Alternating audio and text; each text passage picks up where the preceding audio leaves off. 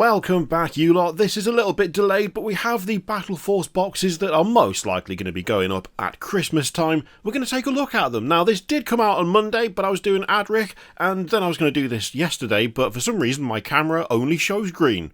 I don't understand what's happening, and I've been trying to fix it, and I've been failing miserably. So we're just going to pile on. We're just going to carry on, pretend that nothing's wrong, because it's all fine. Now, let's have a look at these boxes. I'm not sure what the prices are for these currently. I haven't seen like a leaked price list or anything yet, but generally speaking, these BattleForce boxes, they tend to have some sort of discount compared to buying everything separately, but that discount seems to vary depending on the box. So some of these might end up being great value, other ones might end up being a bit off, but, you know, not as much as you might hope. But we'll only know that when we get to see a probably leaked price list well in advance. Fingers crossed, right? First up, we've got the Blissbound Warband, and I mean, frankly, this is a very front-loaded box, I feel like. You've got Fulgrim. Pretty much the centre stage figure in this one. It doesn't look like a big box, or at least it doesn't look like there's a huge amount of contents, primarily because you have a massive centerpiece model right there. And when I say massive centerpiece model, I do like the way they've done this picture really does highlight just how bloody massive Fulgrim actually is. Alongside the man himself, we've got 6 Flawless Blades, and we've got 6 Noise Marines. Pretty simple, pretty easy.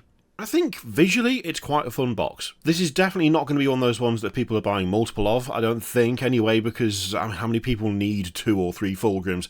In that respect, it's very much you get the one and you're sorted, but there's definitely a bit of wow factor going on here. Next up, we've got the Chthonian Prospect, which is the Leagues of Votan one, and I have to admit, first impression of this is that it feels quite well-rounded. Also, got a vehicle in there. For some reason, vehicles always make these boxes feel like they have much higher value, even if it's not a particularly big vehicle. It's like, oh, there's something chunky going on here.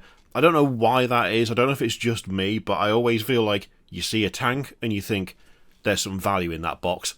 It's probably a complete, like, what's the word? Is it like a placebo effect? I don't know. Anyway, it feels like there's a good mix of ranged and up close and personal going on. The Thunderkin and the Earthshakers both, I mean, they're both fantastic kits. They both look great, and they really add like here's a nice line of artillery to go along with your berserks. The Capricus Defender can also be built as the carrier, so the transport option, so it doesn't need to be the gunned up one if you don't want it. And it's led by an Iron Master with his 3 ECOG lads, which I love. I love those models. They look fantastic. A lot of the time when I'm looking at these boxes, it's kind of from the point of view of just how interesting does it look. Not necessarily how good is it if you take it as it is, put it on the tabletop. It's more, does it appeal flat out? Like, you see it, you go, there's a good range of stuff, there's some nice models. Does it hit that spot where you go, yes, I'd like to get that? This one, I think, does hit that spot. It feels like there's a nice range of stuff going on here. Next up, we've got the Crusher Stampede for the Tyranids, and what the hell is this box? This genuinely just feels like someone went, let's just stick 4 of the biggest things in there. What should we do? What should we do for the boss? What should we do for the leader in this one? I mean, who really would work in this situation? Should we do... we can't do a Hive Tyrant. That would be too obvious, alright? That would be too obvious. Let's go for the Floating Brain. I mean, mad box. Just wild. Why did they do this? But at the same time, I love it. See, I love the big Tyranid monstrosities.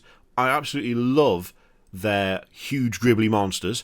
And this is a box of 4 of them, with one of the weirder models that they've made for this faction leading them. Well, technically 3 of the weirdest, but pairing the 3 floating brain lads with these 4 just massive armoured monsters, what a decision. I can't fault it. I'd have done the same. I think I'd have done the same. I think I would have thought Hive Tyrant to begin with, and then I would have gone, no, let's dial it back. Let's go weird instead of massive, and have a little bit of variety in there, which is what they've done. Is it representative as to how I think the vast majority of people play Tyranids?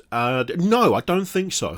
I mean, traditionally, Tyranids are a lot more of a horde army, and in fact, pretty much every army shot of every Tyranid army I've ever seen has had significantly more in the way of small lads than are present in this box. But what we have to appreciate is there's 4 really big lads in there, and that makes it fun. I don't know how much wide appeal it's going to have. That I don't know. because it's just a blanket thing of, here's a Tyranid box. It does feel a little off-kilter, but at the same time, I can't be mad about it, you know? I can't be mad at it. Now, it is worth saying, since we have multiple build options here, that there's the Neurotyrant, that's just how that works. There's also the Screamer Killer, there's a Tyrannofex as well, there's the Haruspex and a Maleceptor, but the Tyrannofex can be built as a Turvagon, and the Haruspex can be built as an Exocrine, and the Maleceptor can be built as a Toxocrine. So there's more going on here than might first meet the eye, but at the same time, what first meets the eye is 4 big lads and a smaller lad. And really, even with the alternate build options, you're still looking at 4 big lads and a smaller lad. Now, some of you may have got excited when you saw the words Farsight Cadder as we were going through what the alternate build options for the Tyranid box were. I'm sorry to tell you that it's not like the full 8 situation. There are 6 battle suits in here, but you know, that's a couple short of what I think some people would have really liked out of this box.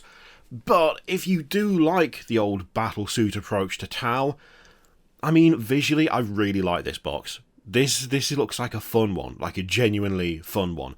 Although I have to admit, the older battle suits are kind of showing their age a bit now, especially next to Farsight himself with his fancy version there. I mean, if you like Farsight, it is literally a box of his lads.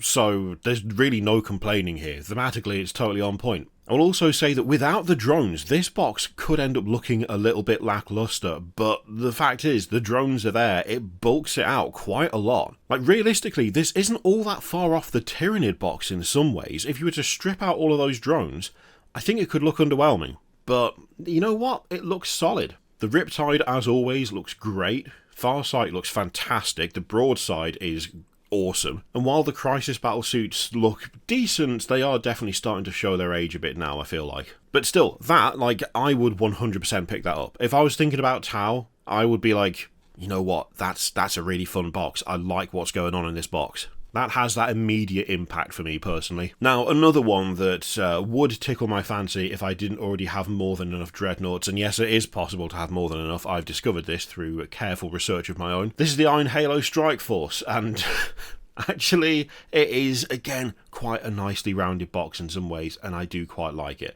It doesn't have much in the way of the close combat side of things going on, but you've got 2 Redemptors, which is obviously way better than 1. Technically 1 Ballistus, but you know what I mean. Same chassis, whatever, who cares. You've got a captain, you've got Stern Guard veterans, you've got the company heroes, and you've got some Hellblasters in the back there. Still one of the worst names they've ever given to a Space Marine unit. Why Hellblasters? I mean, you've effectively got 11 of the most interesting looking Primaris Marines that you can get because they're far more ornamented than most of your normal lads. Then you've got some Hellblasters, but then you also have the Ballistus and the Redemptor, and frankly, they look solid. Plus, this box will also come with a set of the just revealed Space Marine heads, so all of these lads can have their faces out if you really want that, which I absolutely 100% wouldn't want. Next up, we've got the Hellforged Warband for the Chaos Space Marines, and good lord, look at that Rhino. That is a kit that is still putting in work to this day. How old is that kit? It's old as hell. That's all I know. That's all I know, but it's still in this box, inflating the numbers there. Although, to be fair, having a transport is kind of good. Although, let's be honest, the fact that it has that in there really does make this look like a more attractive box. You got a bunch of Havocs, you got a bunch of just Legionnaires. The Lord Discordant is still one of the best Chaos Space Marine models they've ever done. The Venom Crawler's fine, and you got some Obliterators in there as well. I mean, again, it feels like this is a decently well-rounded box. It feels like this year we've kind of got a fun one, or like a silly one in the form of the Tyranids one. You've got one that is very much based around that centerpiece model style of army building, with Fulgrim being like front and center. The fully thematic one, yeah, that definitely feels like the Farsight Cadder. And this just feels like a well-rounded out force. This, the Votan, and I would suggest the Space Marines one kind of feels pretty decent as a start. Maybe a bit niche when it comes to the Space Marine one, but yeah, this, again, it feels like the Votan one. It feels like it's pretty well-rounded and fairly accessible in a way. Weirdly, that makes it less interesting to me.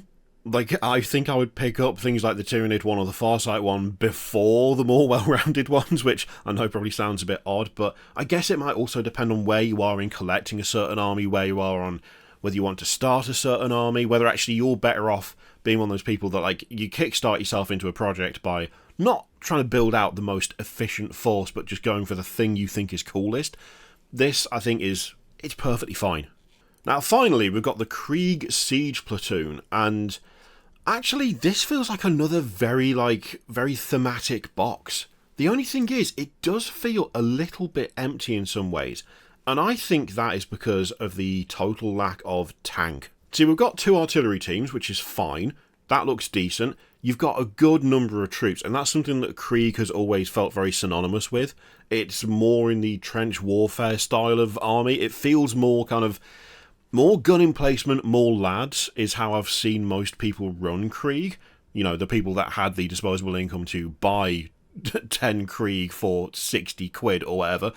But I've seen a few Krieg armies in person, and all of them, really, I think aside from one, felt like it leaned more on infantry and emplacements than it did on, you know, like a bunch of Lehman Russes or anything like that. This, though, I think, for me, because I just enjoy Imperial Guard tanks so much, it feels like it's missing something by not having one.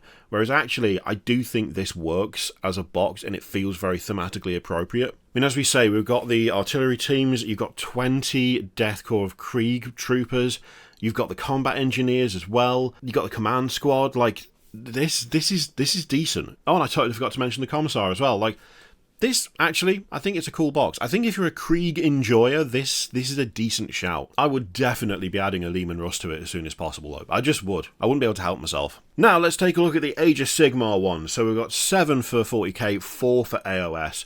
Start out with the Scryer Warp Swarm. This is one of the weaker army shots they've done, or like bits of staging for one of the boxes, because they've made the background really tall in some areas, but the Skaven aren't tall models, so it feels like they're getting lost in it. This isn't visually all that impressive, and I think some of it is down to like the blending they've done, it's down to the way the staging has been set up. It just feels like everything in it is super small, which I don't think is what you want when you're doing your promotional shots, you know? Anyway, with this one, we've got the Arch Warlock, you've got 20 Storm Vermin, the Rattling Warp Blaster, which is a brilliant model, love that. Got 3 Jezzails up in the top right, 5 Acolytes, and some Warp Spark weapon batteries as well. I think it actually is kind of a fun box, but I just don't feel like very impressed with it for some reason. I genuinely do think the way they've done this shot, it's not doing this army any favours.